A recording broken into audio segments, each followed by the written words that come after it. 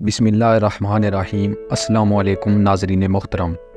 غزہ میں لڑائی اور مہلک حملے میں 2 صہیونی افسران سمیت 10 فوجی مارے گئے۔ ناظرین محترم، گولانی بریگیڈ کے 9 فوجی فضائیہ کے یونٹ کے 669 زمینی کارروائی کے اب تک کے مہلک ترین واقعات میں سے ایک میں مارے گئے، جن کی تعداد 115 ہو گئی۔ ایک ہی لگ جھڑپ میں لڑاکا انجینئر بھی مارا گیا۔ مائیکیوریس فیلوز 12 دسمبر 2023 کو شمالی غزہ کی پٹی میں حماس کے خلاف لڑتے ہوئے فوجی مارے گئے۔ فوج نے بدھ کو بتایا کہ غزہ میں شدید لڑائی میں 2 سینئر کمانڈروں اور کئی افسروں سمیت اسرائیل کی دفاعی افواج کے 10 فوجی مارے گئے، جس سے زمینی کارروائی میں مرنے والوں کی تعداد 115 ہو گئی۔ شجاعیہ کے قلب میں ہونے والی لڑائی میں 9 فوجی مارے گئے، جو کہ فوجیوں کو پٹی میں دھکیلنے کے بعد سب سے مہلک ترین مقابلوں میں سے ایک ہے۔ بن باسط IDF کے سب سے سینئر افسر ہیں جو حماس کے خلاف زمینی کارروائی میں مارے گئے ہیں۔ اسٹاف سرجن کمباٹ انجینئرنگ کور کی 614ویں بٹالین کا 19 سالہ اوریا یعقوب، جو اسکلان سے تھا، شمالی غزہ میں ایک الگ واقعے میں مارا گیا۔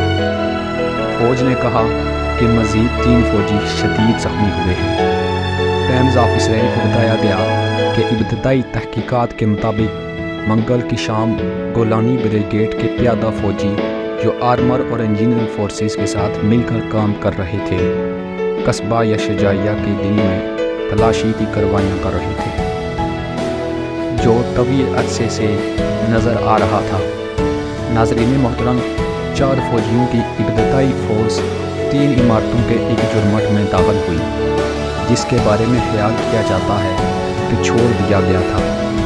ایک صحن کے ارد گرد تلاشی لینے کے لیے اور ایک سرنگ کا دروازہ ملا۔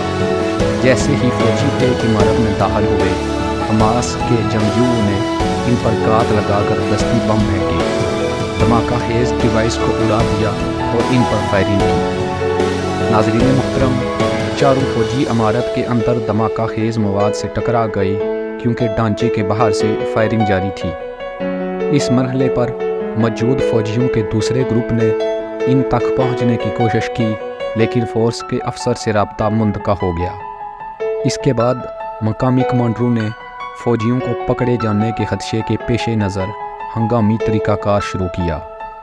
گولانی کے کئی سینئر افسران نے فوری طور پر علاقے میں فورسز کی قیادت کی، جن میں بن باسط، جنہوں نے ریسکیو آپریشن کی قیادت کی، 13ویں بٹالین کے گربرگ اور بٹالین کے 2 دیگر کمانڈر، جنہوں نے ریسکیو فورسز کو کور دینے کے لیے ایک دائرہ قائم کیا۔